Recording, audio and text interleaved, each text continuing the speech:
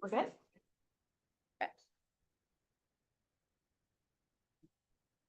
So we are back and live streaming. So I'll ask for one last time if anyone wants to come up for public input before we move on to the presentation. Seeing no one else, we will move on to motions and recommendations from Committee of the Whole for March 3rd, 2026. This is RFD, Request for Decision 022-2026, our municipal planning strategy and land use bylaw amendments and housing accelerator fund implementation. We have Jacob and Darian here from Fathom Studios. And I will turn the mic over to you for the presentation for us this evening. Amazing. Thank you, Mayor. Good evening, Mayor and councilors. It's good to be here again. As you mentioned, we'll be going over the final amendments to the draft land use bylaw and municipal planning strategy following the Committee of the Whole meeting on March 3rd. The presentation I have prepared today just walks through the different amendments that we had discussed at the last meeting. So if I can ask the clerk to give me a hand here with sharing the presentation. I think it's on the computer. Thank you. Perfect.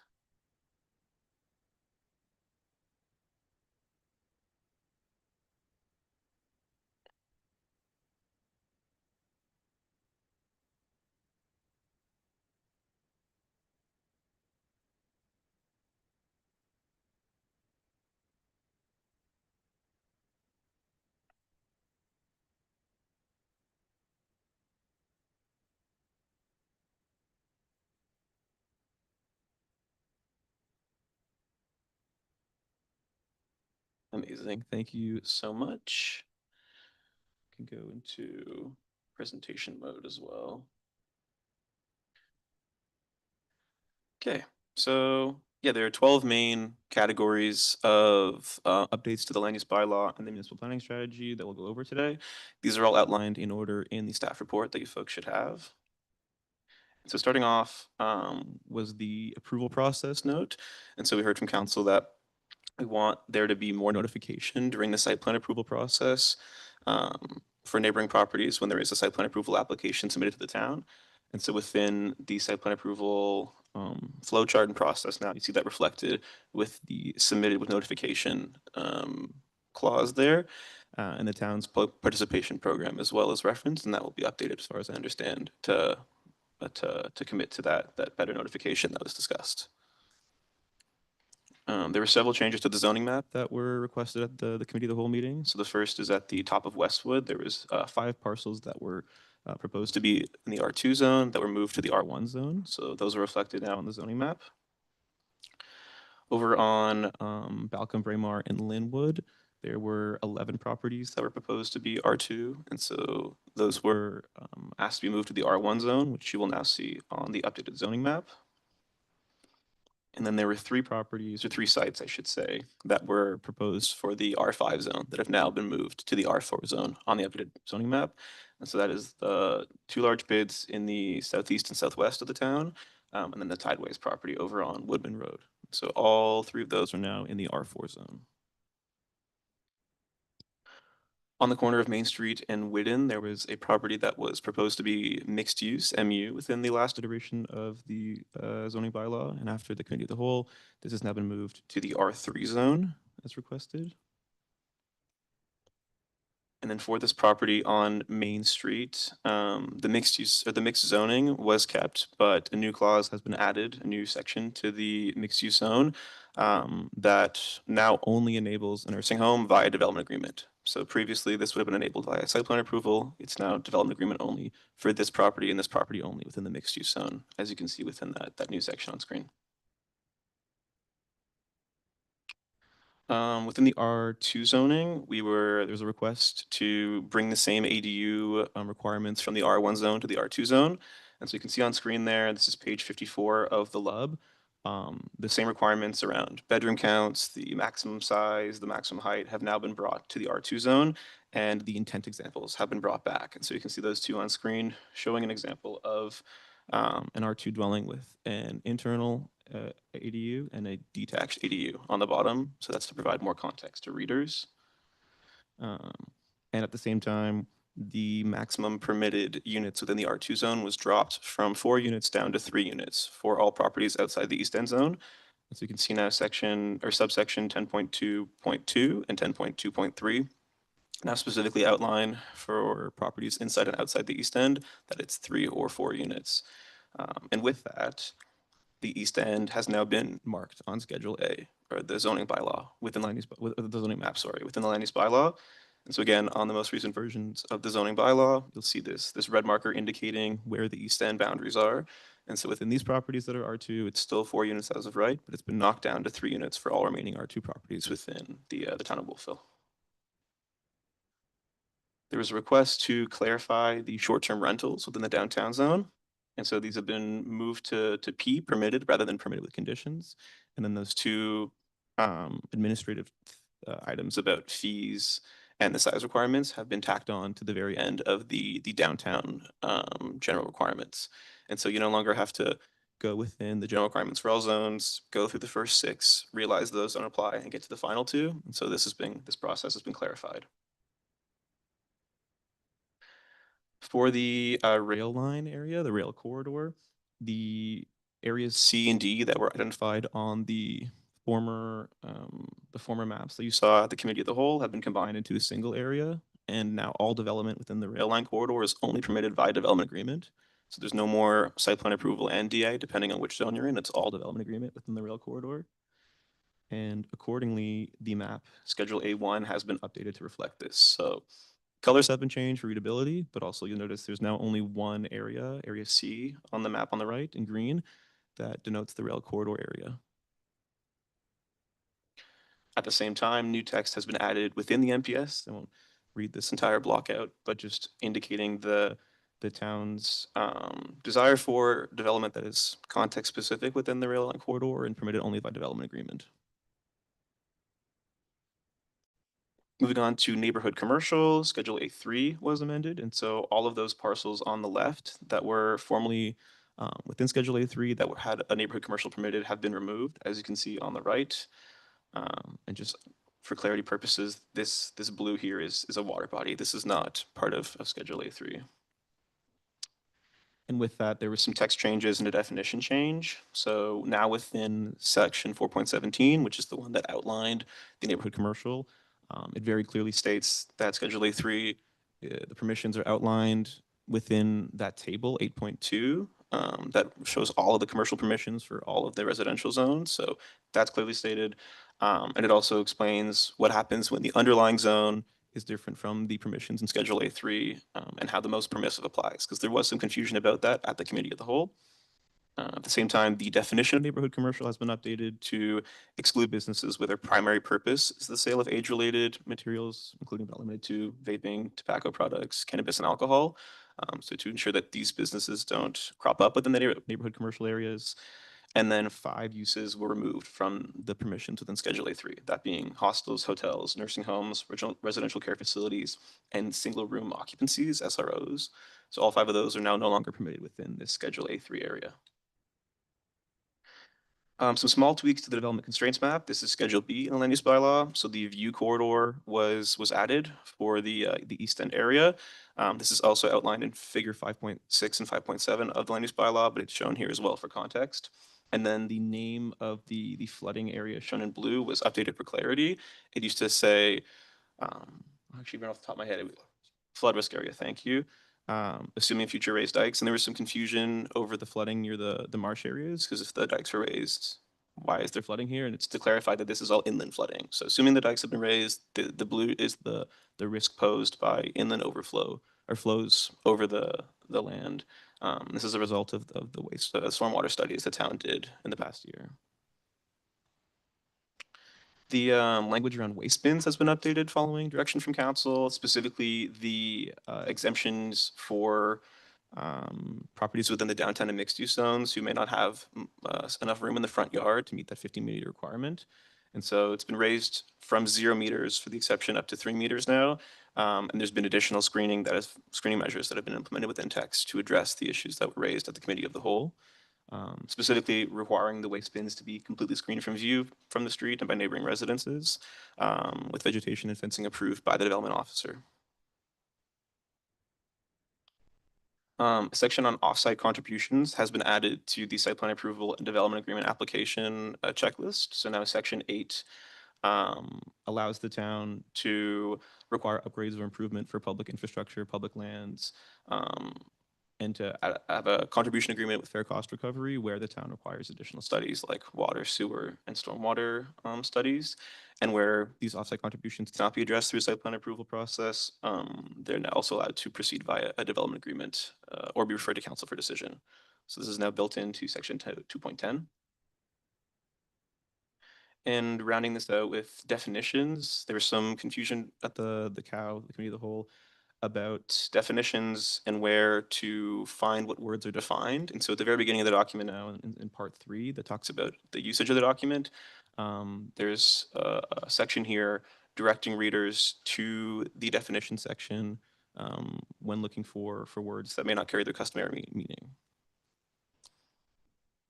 And just some last things, aside from those larger items at the committee of the whole that were listed within the staff report, there are also a number of clarity and formatting things we talked about.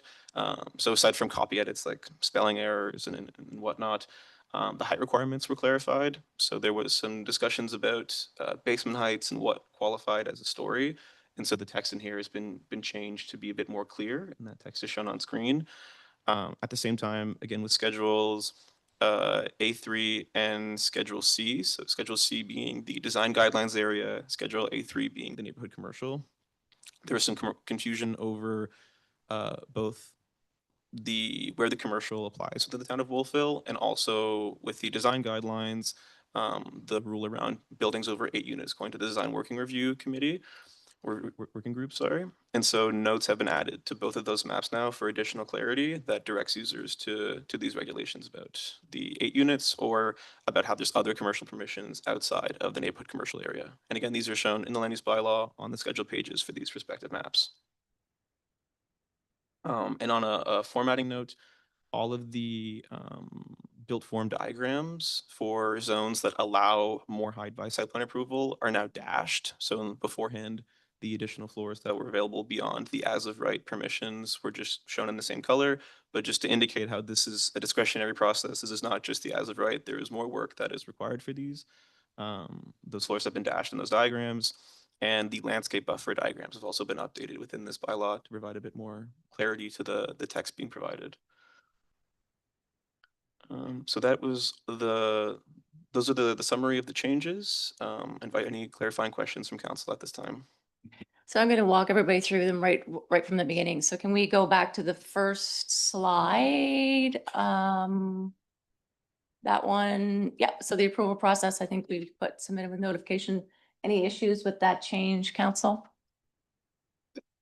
Okay, seeing none, we'll move on to the next slide, please. Westwood, that was changed. I believe that was consensus last time as well. Everybody okay with that one? Thank you. Next slide. Balcom, Braemar, and Linwood. I have an issue with this, but is anyone else? Councillor Palmer? Well, I just looking at Braemar. I thought the very west property we were doing, because that's access through Braemar, not through Marshak. So I thought we were going to include that one because that's how they access that, the very western property. Access is only from Braemar on that street or on that property. And it is a single family home that would be consistent with the rest of the street. So is everyone okay with moving that one, keeping the yellow box and then adding that corner lot to go over there, just as outlined by that hand? Would that be council's wish? Yes, that makes sense. Yes. So Mayor Gayma, if I may, that would add 12 PIDs instead of 11 then? Yes, that is Okay. correct. Okay, we're good with that? Yep. So when we get to the motion, we'll have to add an amendments, but that'll be one that we'll put on, please. Thank you. The zoning map sites from R5 to R4, I believe that was consensus last time as well. Everybody good with that one? Okay, yes. That 2 was changed in the last one, that corner from mixed use to R3. That was consensus around the table last time. That's still where it is. Yeah, Counselor Van Meeker? Sorry, could you just clarify again, the main difference because for moving that from multi-use to R3? Why? Because We- I felt that they're very similar, if I'm not mistaken. Could you clarify? Yep. Sorry. Yeah, the main differences between the mixed use zoning and the R3 zoning come down to both built form and permitted uses. So there's a 3-story maximum within the R3 zone. In the mixed use zone, you're able to pursue a 4th story through a discretionary process, a site plan approval.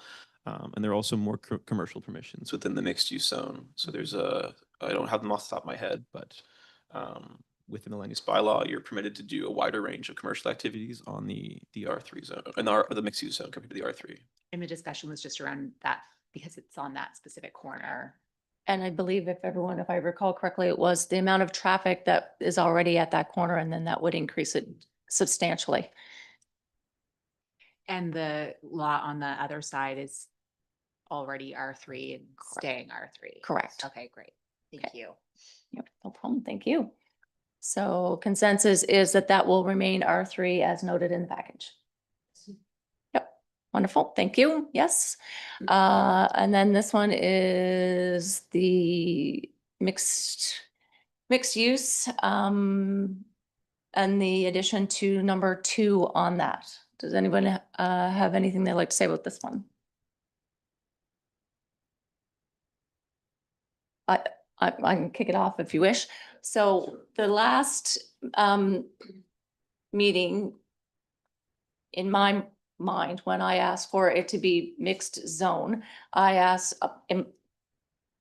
my understanding was that so the top part of R2, that's pink, that goes down the slide, and then, yeah, I don't have a pointer. Thank you. And then so that part is R2. And even though that orange mixed use part is one PID now, because it was that property owners asked to combine it, Mhm. it is multi-zoned. It is R2 on this little strip going up here. When I said I would like it to be R2, I meant R2 as it stated in the first edition as it stands like currently. And that's how I would like to see it stand. So R2 all the way down to, even though that one PID will be multi-zoned, I'm fine with that. And if they want to redo it, they can come back and do it through a DA with a public process. On the whole strip. Correct. On the whole strip. Correct. So, Yes, Councilor Van Yeah, Meeker. just clarifying that. So Yeah. you mean just R2, no mixed use? You want the whole thing R2? Well, I That's can't, what you're suggesting. what is mixed use? Do we have the current map? We back up to the other now. Can we have the current map that we administer at this point? Because what we administer today is mixed use on the left-hand side, a strip of R2, and then an R2 down this side. So I'd like to see the R2 stay right from the top to the bottom. I can't down zone from, if it's mixed use, we cannot down zone that. So, Not the current. Yeah, exactly. yeah, But I think yeah, sorry. That's what Okay, Counselor Palmer, do you have a question? no. Okay. We'll wait for the map. Okay, we'll wait for the map. So just Hold for on. clarity, Mayor, I know what you mean here. So on the former property boundaries, where it was 4 PIDs, there were 2 narrow PIDs. It's not responding, but you can see here, this section here is a former PID. Yep. That had both R2 and R3 zoning. And so the direction that you're asking for here is to have this entire portion here also zoned R2 in addition to the southern bit. That's correct. That's in my head what our direction said. So when it came back this way, I was just a little bit surprised, but we probably we weren't as clear as we could have been, so. But I need consensus. That is the Everyone. recollection that we started closer to Main Street, the whole lineup that we had the 2 mixed zone and R2 from, that was the direction that I remember. For So clar- I'm in favor of it. Right, of course. I think that the direction we had last time, just for explanation of why it wasn't changed, was to leave it as it is right now, which was with that southern bit. But with the new direction, we can drag that R2 zoning up to the top and keep the clause in subsection 14.2.2 requiring a development agreement if a nursing home is pursued on that mixed use property. if I may, apologies. Do we want to match the existing R3 zoning on the front portion of the property? Or enact a down zoning from R3 to R2? You can see for the front, I'm gonna say Yeah. 100 feet. That It works is for me. currently zoned R3. Right. We may, we're already split zoning this new PID, so we could split zone it between MU, R3 and R2. And then we'd match those R3 rights on the front side of the property. Right, yeah, yeah, we don't want, we can't, well, it's tricky to down zone. Counselor Palmer, your light is on. Do you have a question Oh, or? sorry. No, okay, Deputy Mayor? What is isn't there a house on the corner of Sterling Avenue that's zoned R3? The blue, is that like, and then you go up, like, I and believe on it's the corner R2, of so that, the Sterling, corner there, what is that? the corner is a private home. And So- then I believe there's another property next to that that I don't know what it's currently occupied with. But it would make sense, it would seem to make sense that the whole Sterling Avenue is R2 if the other one's neighbors are, but I'm not sure why it's R3 there. But it would make more sense to have. Yeah. That This one. is the but- the image on the screen is the current land. use Yeah, bylaw. no, I know. I just was thinking if it was a house like the neighbors, why is, No. I don't know, that's. So can we pull up? But Lindsay might be able to answer that question for us, staff. Lindsay has advised me it is a vacant lot. It is a vacant lot. Thank you. Okay, so that's the. So, That's, so there is R2, currently R2, and then that red is what was then C2 going to mixed use, which is across town. And then the R3 are the twos, one is a house, one is an empty lot, or is it all an empty lot? The R3 section. So the smaller parcel, which is abutting the red C2 lot, has a structure on it. It might be an accessory structure for the nursing home. Okay, And that is also included in that lot consolidation. So we have 3 zones going on currently. okay. there is a house in the. And there is a house, there's no, it's a there's vacant lot. Vacant lot. The house on the corner is set back onto Sterling Avenue, so there's a vacant lot immediately on the corner of Sterling and Main. And then the first R2 zone on the western side is the first house. To my mind, we would leave it as it is now, and the clause takes care of all of this. It just says you can have number 2, it'll be a development agreement. They have to come back and ask for whatever they want. They'll have to show the drawings, they'll have to show anything that there's, they have development rights. We, as the mixed use as the current use it is now, we cannot take those away. That is what it is. So if they were to add on, change, do whatever, they would have to come back. Well, they can do whatever the regulations say on the piece of property that is red right now on that screen. But if they wanted to add more, they would have to come back through a development agreement and ask for something different. That is correct, yes. Is that agreeable to everyone around the table? So the zones will say as they are noted there and changed from on this map and noted, but number 2 with the clause is worded as you would like to see it, council.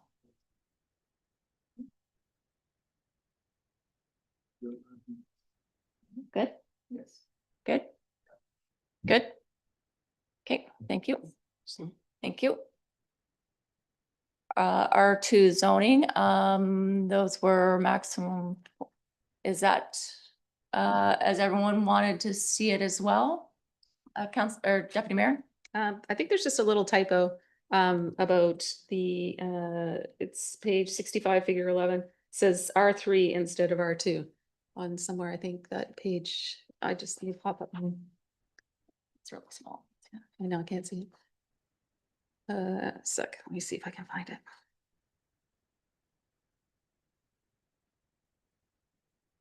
It's on page 22 of the report. And figure, okay, can't find my stuff. Page 22. Of the report and figure, so page 65, land use bylaw, figure 11. It says R3 instead of, there, we will go it down from 4 units to 3 in R3. It should be R2. It's a typo, I think. Okay. Do you see where it is? Sorry, I don't know. Let me see if I can find it. Is it shown on screen, sir? Or is it Here, let me in the check. land use bylaw on? I don't think it's on the screen. I think Yeah, it is in the back. like right in the package, yeah, but not on this page. I can't see that far. Okay. You're asking Fair me enough. something, yeah. Oh, So low density residential zone, figure 11, page 65 of the land use bylaw says reduce maximum unit per lot in the R3 zone from 4 units to 3. So it should be reduced maximum units per lot in the R2 zone from 4 to 3. This, yeah, the typo will be addressed. Yep. Thank you for pointing that out. And anything on this page, maximum of 4 dwellings units shall be permitted in the east end, but the remainder will be 3. Mhm. Correct? Right, thank you. Yes, that one is fine. That is the overlay on the east end as from the process we did over the last number of years. So it's changed, it's going back to, or it will remain exactly the same as it is. Yep. Okay, everybody good with that? Okay, there was changes to the, those uses in the short-term rentals, hotels, so those permitted in the downtown zone. Which was clarified. Yes, it was formerly PC, permitted with conditions, but 6 of the 8 conditions did not apply. So for clarity purposes, the 2 administrative ones have been moved here within the downtown zone, Right. and this has been set to P for permitted. Perfect. Great. Everybody okay with that? Yes. Yep. Thank you. The downtown rail line. So this was a point of more discussion. So this was added to ensure that we kept it as a linear park, basically, and that anything that was to be developed on there would be consistent with what we would like to see downtown, and it would be done by a development agreement. Is that what everyone remembers, Deputy Mayor? Oh, no, okay. Is what everyone remembers it to be, because that was added substantially afterwards. Good with that wording? Yeah. Okay, that wording is great. Thank you for that. And that is the picture of the rail line. That didn't change. It did change. There's no longer an area C and D. They've been consolidated into one area Got for the whole rail Right, corridor. as the linear, right, okay. Oh, and the colors changed for readability. Yes. The significant piece of this is that there were portions when we had 4 areas, in one of those areas on the rail line, development was to be allowed by site plan approval. Mm. And now it is only allowed by DA throughout the entirety of the rail line. That is a significant change between those 2 maps, Right, plus the color. right. Councilman Kirk. I thought that we were talking about development agreement for everything except for that one bit that was from sorry, the building where EOS is down to Elm, no, the other way towards Waterfront Park, that section. out Harpside. Remembers, I thought that we had discussed leaving that open for expansion, but then making everything else what we've just seen on the screen. It can be developed, but it will only be by development agreement. Okay, I thought we had. we're gonna- Taken that out? Yeah, taking that section out. I don't recall that. I thought we were doing it all by development agreement to provide. I was under the impression that we were maintaining the DA throughout the entire rail line corridor. Yeah. Then Yeah, that's okay. But just to keep Go in ahead. mind that development doesn't mean that we're building up stories. It could be a small kiosk Yeah. or something else, right? And Development. the waterfront park, so. Yeah. Yeah. Was that your concern that we were gonna be doing something in waterfront park? No, okay. No. Confusing. Okay. So this is now all by development agreement. Good? Yep. Great, thank you. That is fine as it is. Next slide. That was in the policy and added. Is everybody okay with that text? It was in your package? If I may. Yeah, Jacob, please. Thank you, Mrs. Mayor, through to the council. The changes here are really, I think where the councilor is asking about site plan approval, the site plan approval is gone, but now you have policy support for the DA, which provides a lot more clarity. So you're doing an enabled development agreement. So the owner will be able to come to you with proposals, ideas, and they have policy support here that's going to let you consider them, which gives a lot of clarity to the process that hasn't been there in the past. So it's this strengthened MPS policy defining what will happen in a development agreement. I think gave the confidence to go to DA for the whole rail line and not use the site plan approval tool. So this is all new text, Yes.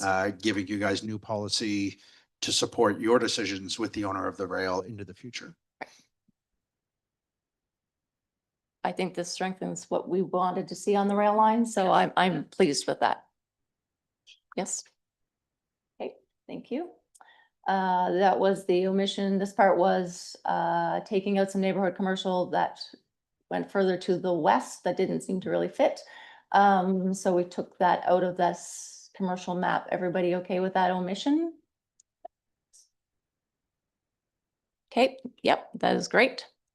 We added in the text on here for neighborhood commercial to ensure that age restricted products did not show up in our neighborhoods. So I like the wording of that. Everybody else good with that? Yep, it's appropriate. Yeah. And then Schedule A3 was changed so that hostels, hotels, nursing homes, residential care, and single home occupancies were taken out. The restrictions didn't make sense anyway based on the 1,200 square feet, so we took them out. Okay, yep, that looks great. Nods of heads. And this one was the development constraints. So I had our flood risk, and then we added in the view plane from Reservoir Park to ensure that was of importance and noted in there as well. Everybody good with that new flood risk and site plan or site views? Okay, that is here, see noddings of heads, so yes on that one as well. Waste bins be located 3 meters from the front line and must be hidden from view either by fencing or vegetation approved by the development officer. So that was added as well in some instances where we're having issues around town. Do you think those are strict enough for what the intent of that conversation was? Councillor Van Niekerk? How did they, who came up with the 3 meters? How was that determined? I would have to, how was the 3 meters determined? I have to defer to staff. This was direction that I was given. Mark?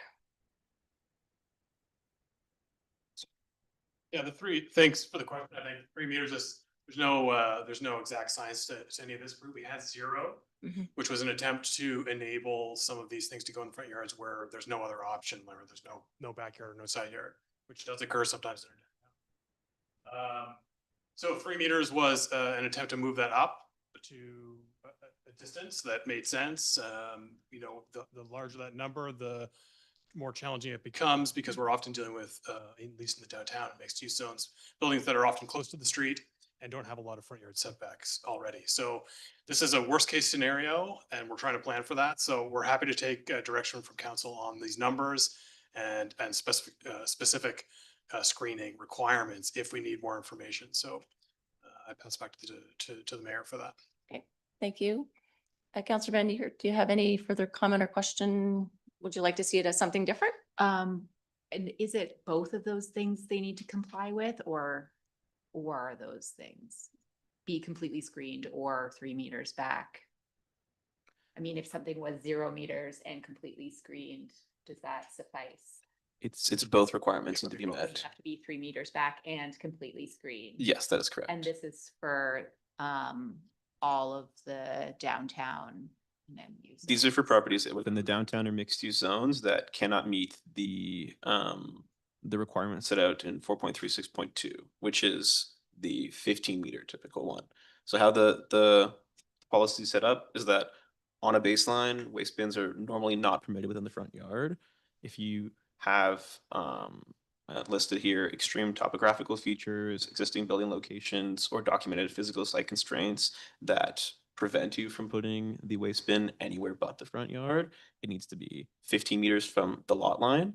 But then there's an exception to that just within the downtown and mixed use zones because of the low frontages in those zones. Okay. So most places in the downtown would have something in the back that would allow for that, which is the 4.362. And then there are instances that we spoke of at the last meeting, a couple of places that have their waste in the front yard that is not very becoming. So having it at 0 meters, you would be able to put your garbage can, a fence, and a tree literally right beside the sidewalk. I just wonder if it's enough. I wonder if there's wording around, you know, if there's if you have the capability of having it in the back, Mm. then you have to do that. Right. Versus saying, you know, it's okay to have it out front as long as, do you know what I mean? So That's- you want to strengthen the, yeah, If I I may understand what you mean. add- So, Sorry, not to interrupt. If I may Yeah. add, it does say that. So waste bins are explicitly not allowed in the front yard unless you've proven to the development officer that you have these issues. Then I'm happy with that. Thank you. okay, yeah, good question. Everybody else okay with that, the way it is? Strengthens it? Perfect. Good. Oh, Councillor I Williams? make the observation that if you have a corner lot, as Mm. I do, there is no back. There is no backyard because what is back on one street is actually a side yard on another street. If I may Yeah. sorry, please. Councilor Williams, if I may clarify, lot lines are defined in relation to the front lot line. And so you have a front lot line, and then if you have another street on a corner lot, it's the flankage yard. And so you would have a rear lot line that is the one adjacent to your flankage lot line.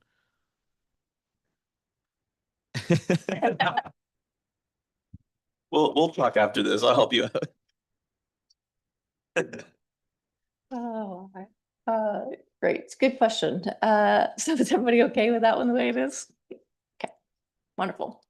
Move on to that. So offsite contributions. So this was added after discussion where we thought if there was a development that required a change, the town to make a change in either traffic, roads, stormwater management, anything of that nature, that we had an avenue to ask the developer to contribute to those costs. Correct? Yes. Is everybody, Or turn down his application, right? Ultimately. it's, In the event that the offset contributions can't be resolved through a discretionary site plan approval process, then it can go to a DA, which is that discretionary left with council on process, so. okay. Is everybody okay with that process? Yes. So if it's not done by site plan, it'll come back to development agreement. Right, it comes to council. Perfect. This was a clarification, just so we knew everyone could, because the definitions are at the back of our documents, so to make sure that everyone knew what they were reading and making it a little more clear and readable for individuals. Everybody okay with that addition? Okay, wonderful. And then formatting and clarifications. So don't think we discussed these at committee of the whole. These are additions beyond. I can talk about these. These were discussed. So the height requirements were discussed on basements. There was a discussion about if you have a walkout basement, what constitutes a story and whatnot. It wasn't listed as an item to tackle necessarily on the committee of the whole agenda, but it was a point of clarification. Okay, And so the height requirements have been clarified in here to provide more context to the reader about what counts as a story, how are basements considered, how do sloping conditions affect the site. And then also again, on a clarification note, there was some confusion over the 8-unit requirement for sending developments to the design review working group, whether you were inside or outside of design guidelines area. And so this note, in addition to being listed in text, this note is added on top of Schedule C. So when you're looking for what design guideline area you're in as a user of the land use bylaw, you see this note and understand that, any building anywhere in town over 8 units gets sent to the DGWR regardless of design guidelines area. And similarly, the note below on the Schedule A3 corridors in response to council's conversation on commercial permissions. There was conversations about making a map or amending Schedule A3 to show more commercial permissions, but in this context, Schedule A3 is the tool we use to execute that policy 4.17. So 4.17 says, look to Schedule A3. If you're on that map, you can do these things. And so if we added all of the other commercial permissions, it would clutter that map and make it much more difficult to execute. And so instead, this note here just directs users to the different sections of the bylaw where other commercial permissions are outlined. If you have a home-based business, like you teach piano lessons, that's outlined within section 4. Home occupation, 4.15, and then home-based businesses are outlined in 4.16, and then any additional zone-specific commercial permissions are outlined in either in table 8.2 for neighborhood zones or table 16.1 for downtown zone. Sounds like a lot, but it does actually make it clear. Because then on top of it, it is succinct so that when you're looking at the map, you can determine what Exactly. you are, where you That are is on everything that right there, table. those 4 Yeah. and Schedule A3. And really, that's, as we talked about at Committee of the Whole, it's guideposts throughout the Yeah. document so that you, when you're handling it is rather large, that you have this pointing back and forth wherever we can provide that for users. Yeah. I do like the proposed developments over 8 units. I like that being and anywhere being on there. So that's very clear that everyone will be going to the design review committee at over 8 units. Height requirements, everybody good with those clarifications? More so on the user end, but everybody good for that? Okay. Okay. Nods, heads of yes. Again, more formatting and clarification. Any questions on those or? Yeah, but those are clear with the dashes and the different levels. Yeah. Makes it easier. Go ahead, Jacob. It's just for note, what really stands out as we reviewed these is that 3-story character of Wolfville really comes through because that's always what's in the solid is your 3-story. And we heard council talk a lot about that. And we heard it from the community at the meetings. And I know it's a minor change to an image, but when you flip through and read this document, you really get that feeling again. So I thought that was a positive move. Yeah, absolutely. Agreed. Okay, And that was all. okay. I did have one quick thing for the record, just the typo that Councillor Ingham had brought up. I just wanted to clarify, do you mean on page 11 of the staff report? It's on page 22 of the staff report. I have, I have 23 or. Yeah, well, I have on page 11 of 25 on the staff report where it says low density residential, the first bullet point says reduce maximum units per lot in the R3 zone from 4 units to 3. So that's what you were saying that that's the should, one. okay, yeah. So that's not in the land use bylaw, so there won't need to be a text change for that. That's just Okay, in okay. in the I staff just report. picked it out while I was reading Yes. 450 pages. It Appreciate is a that. correct, it is a correct identification of the typo. That's. Now she's showing off on how good she was at reading that. Thank you for that. Okay, so are there anything else in the documents that you would like to bring up now is the time? Councillor Williams. Are we going to be able to talk about the MPS? Yes. Let's go to section 10, which is town and gown. Can you bring that up? I don't. Do we have the staff report on here? Just one moment, please. Sure.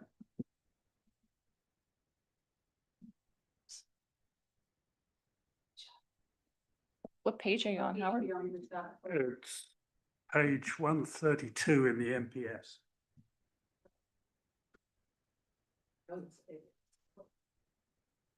That's it, yeah.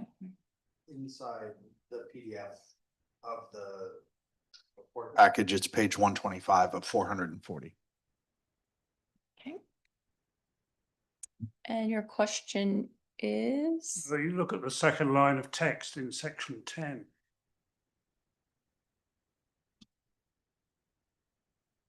A little further down. I can take control of it. It's okay. Thank you.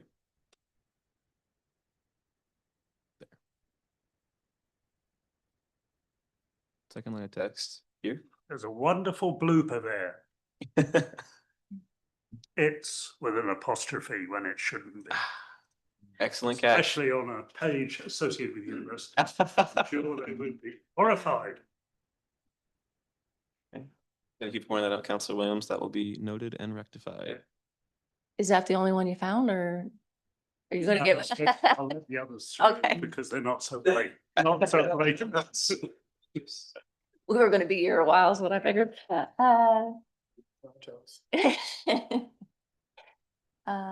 Okay, so I'll open it up again. Are there any other comments or questions, Deputy Mayor?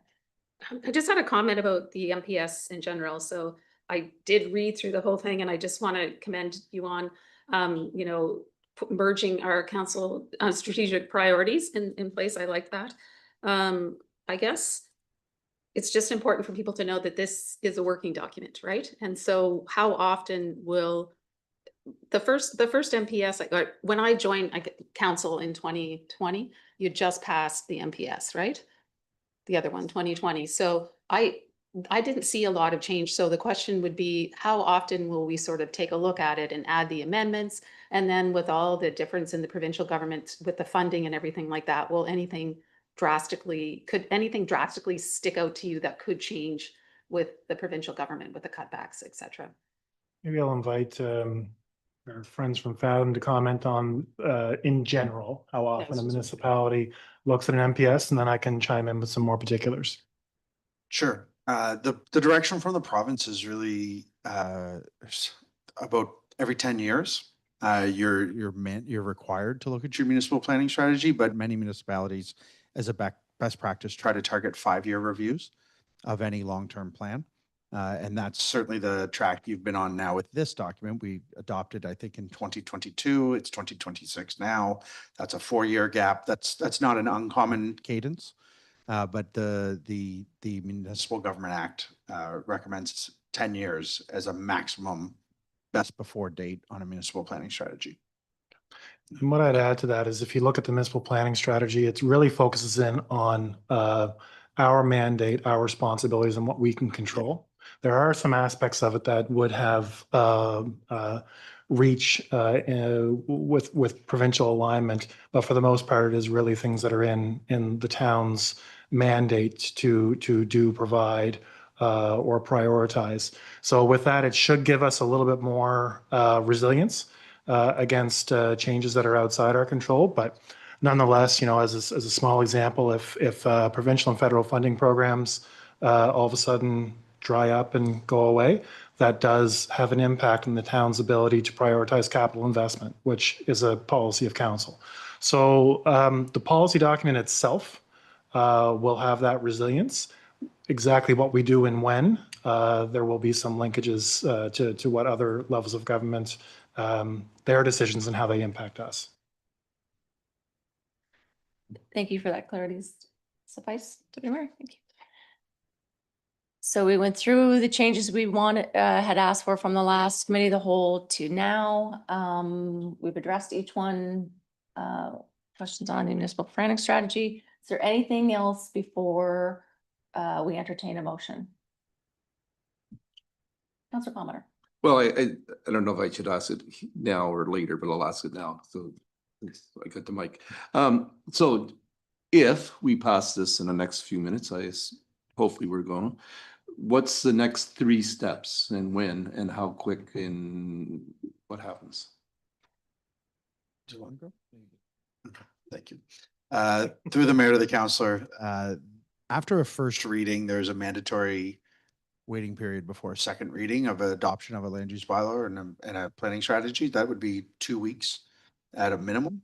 At that point, you would come back to council. We would read the same motion again, and then you would open a public hearing. At the public hearing, you would provide the opportunity for all residents and any speakers to speak on the proposed bylaw. After the public hearing closes, a council then debates what they have heard from the public in addition to what they have considered through their own research and reading. And then eventually a motion will be made for adoption. You will adopt the new MPS and land use bylaw, at which point your staff will send it to the Municipal Affairs Department of the provincial government, where they will have 30 days to review it. and approve it. If they do not respond within 30 days, it is deemed approved, and you have the law is then changed to match these documents. In the intervening time between the announcement of the public hearing, when you advertise the public hearing, you are in a period of time where both the current rules and the new rules are in force. So you have a little bit of a limbo period as a municipality where both the new and the old rules apply. Difficult period of time for your staff at times while you're waiting for that public hearing to happen. But once that closes, the old laws are no longer in effect and the new laws take effect. And you really just wait for that provincial review. And in Nova Scotia, it's nice because we have a deemed approval at 30 days. So that's the next few steps, Councillor Palmer. Anything to add from the CAO? I know he's familiar. Yeah, with if I could just add to that. So Jacob just referred to the 2-week period between if council gives first reading tonight to, there's a mandatory 2-week waiting period before the public hearing. We will not be scheduling a public hearing in 2 weeks. It'll be something closer to the middle of April in order for us to develop and prioritize the communications that we're going to roll out in advance of that public hearing. Specifically, our intent is to issue a town-wide mail out directing all property owners and residents to the process and content that have been developed to date and inviting them to participate at a public hearing. So we need a little bit more time to develop that. So we don't have a date set yet, but we're looking at something in mid-April. So this is not first hearing. This is first reading. This one, okay, so this is, so the 30-day clock will start if we pass it tonight. Is that what a 30-day clock? The 30-day clock starts once it's approved at second reading after a public hearing. Yeah. Clear? Okay, everybody else clear? I'll open up one more time. Anything else that anyone else would like to discuss before we put the motion on the floor? Councillor Williams? We're not talking about the design guidelines at all here, are we? Or are we? Yeah, we are. We are, We are. yes. Do you have something you would like to change on the design? Makes no difference. Okay. Editorial? Okay, that's fine. Yeah. It's Another it's, yeah. Okay. Nothing of context to add to this before we put a motion on the floor. So the motion that is in it has been changed from the original package. This one is updated, correct, CAO? On your motions list that has been updated, we've identified 2 specific changes through this discussion, which once the motion is read, I can also read in those specific PID changes, and then we can vote on the entire thing. It does say with further amendments. So I'll say exactly what those further amendments are. Great. I will Councilor move Butler? that. Thank you. Ken Chair, thank you. I would move that council give first reading to planning document amendments as presented with further amendments to the zoning map as identified during first reading and direct staff to schedule a public hearing in April 2026.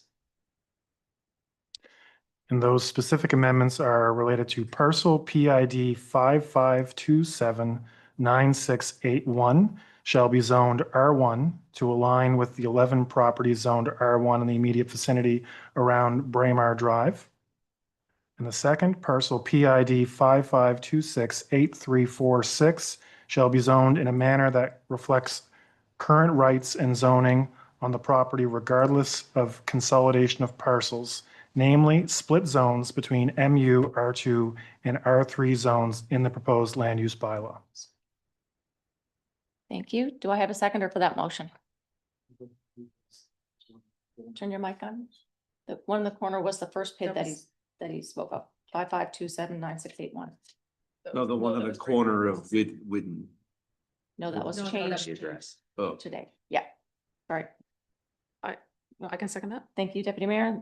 The motion is on the floor. Are there any questions or comments on the motion? Seeing none, all those in favor of the motion signify by saying aye. Aye. Contrary minded, that motion is carried unanimously. Thank you, everyone, for all the work on that. That was a Thank you. heavy lift for the last couple of years. So thank you for that. Thank you, We- folks. When we will move on to our motions and recommendations from our special committee of the whole meeting from March 10th, 2026. RFD 011, 2026, the Annapolis Valley Regional Library Grant Request. Is that as presented, CAO? Yes, it is. Thank you. I would entertain a motion, Councillor Butler. Sure. Okay. Glad I left my mic on. Mm. I would move that council approve a one-time increase in the AVRL's annual operating contribution of $3,939 equal to the municipal portion, 26% of the total funding requested in alignment with the prevailing funding formula for libraries. Thank you for that. Do I have a seconder? Thank you, Councillor Palmer. Are there any questions or comments on that motion?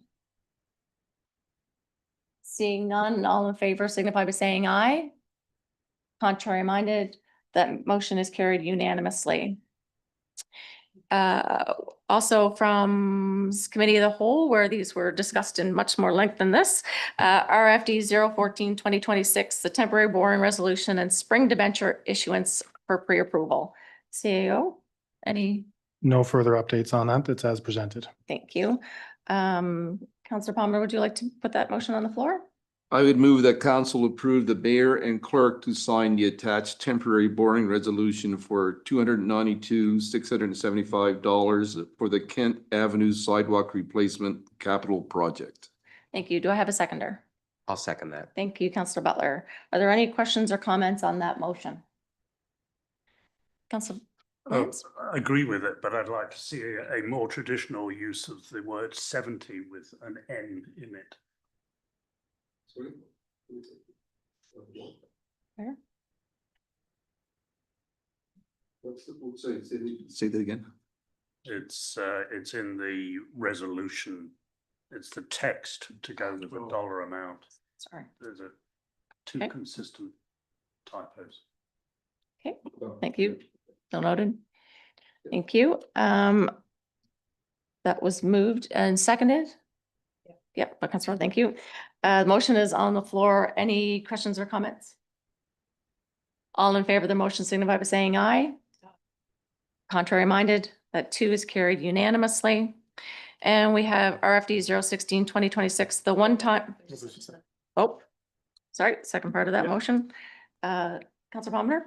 I would move that council approve the mayor and clerk to sign the attached resolution for pre-approval of debenture issuance subject to interest rate confirmation not to exceed 7% to enable the town of Wolfville to issue a 15-year debenture of $292,675 for the replacement of the Kent Avenue sidewalk.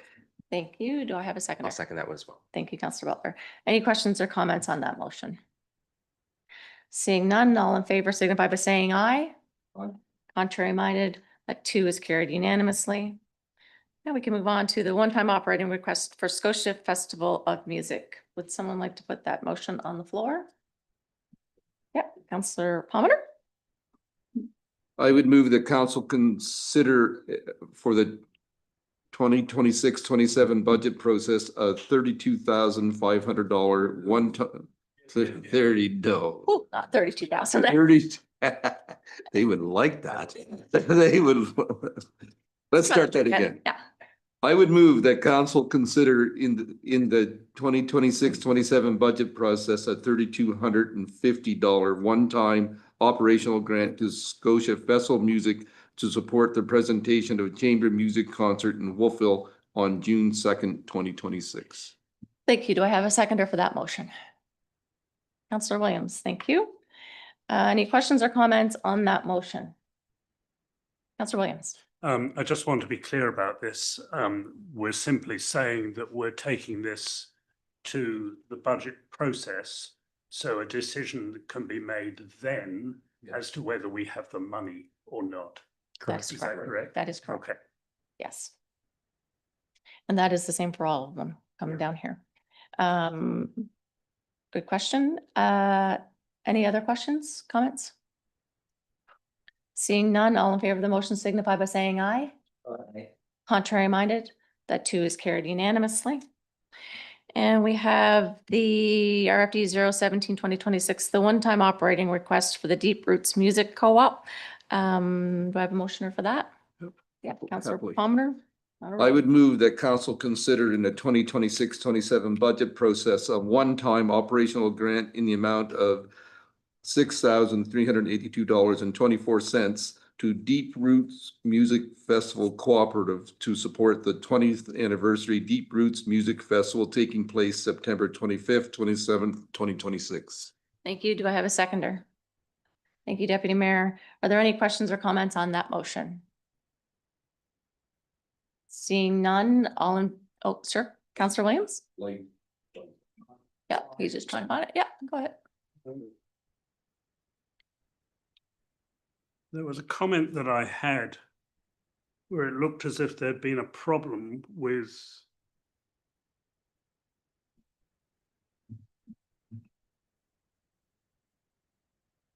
I can't find it now, but I think that document should be checked before it's sent out because it looked as if there'd been some switch between documents between this one and the next one. By the, No, not the amount. Somehow swimmers got involved and I thought, why are swimmers associated with Deep Roots? So please, can that be checked? the Yeah. formatting of the, Yeah. okay. Thank you. Okay, so any questions or comments on this motion of funding, of putting this funding request to the budget process for Deep Roots? Seeing none, all in favor of the motion signify by saying aye. Contrary minded, the two is carried unanimously. There's also the RFD 018-2026 for the one-time operating request for the Wolfville Triton Swim Club. I can do Yes. this one. Okay, all right, Councillor Butler. I would move that council consider in the 2026-27 budget process a $12,500 one-time operational grant to the Wolfville Triton Swim Club to support transition year stabilization for the 2025-26 season. Thank you. Do I have a seconder for that motion? Councillor Palmer, thank you. Are there any questions or comments on that motion? Seeing none, all in favor signify by saying aye. Contrary minded, that too is carried unanimously. And our last RFD 019-2026 capital funding request for Landmark East. Do I have a motioner for that? Yep, okay, Deputy Mayor?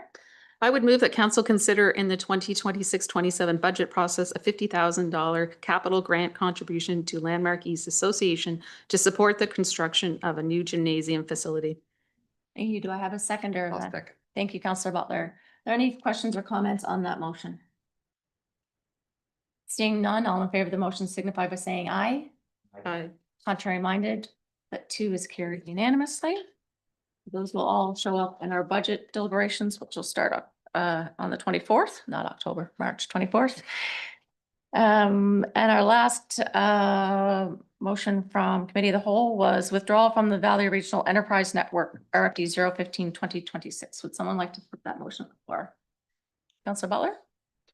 I would move that council authorize the town of Wolfville's withdrawal from the Valley Regional Enterprise Network as permitted in the intermunicipal agreement effective April 1st, 2028. Thank you for that. Is there a seconder for that motion? Thank you, Deputy Mayor. Are there any questions or comment on that motion? Seeing none, all in favor of the motion signify by saying aye. Contrary minded, that too is carried unanimously. Thank you, everyone, for getting through those. And we have new business, which is an information report 010-2026, the third quarter financial update. CIO? That's simply referral from the audit committee, as is typical on the Q3 financial update.